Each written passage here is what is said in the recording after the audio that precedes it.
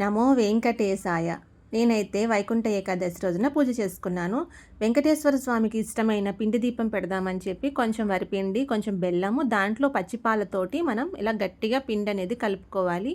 మరీ పల్చగా కలుపుకున్నారంటే దీపం పెట్టినప్పుడు ఆ వేడికి కరిగిపోతుంది. కొంచెం గట్టిగా కలుపుకొని ఒక 5 నిమిషాలు నానబెట్టుకోండి.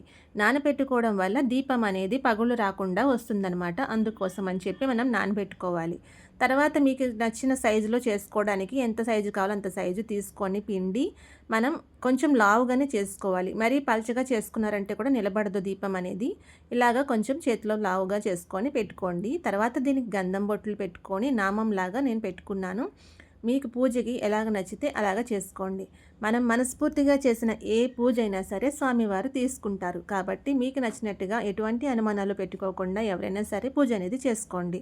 వైకుంఠ ఏకాదశి రోజున ఇంట్లో పూజ అయితే చేసుకున్నాను చక్కగా నేను. తర్వాత గుడికి కూడా వెళ్ళాను. గుడి చూపిస్తూ మనం వైకుంఠ ఏకాదశి ఎందుకు చేసుకుంటాము, ఆ స్టోరీ ఏమిటి అనేది నేను ఆ లాంగ్ వీడియోలో అయితే చూపించాను. మీకు నచ్చితే ఒకసారి లాంగ్ వీడియో కూడా చూడండి. ఎలా అనిపించిందో నాకు కమెంట్స్ ద్వారా చెప్పండి. కొత్తగా ఛానల్ అన్న చూస్తున్నట్టయితే ప్లీజ్ సబ్స్క్రైబ్ చేసి సపోర్ట్ చేయండి. మీ ఇంట్లో పూజ అయితే ఎలా చేసుకున్నారు? నాకు కిచెన్లో చిన్నగా ఉండడం వల్ల ఇలా సింపుల్గా చేసేసుకున్నాను. Please like, share and subscribe. Thanks for watching friends.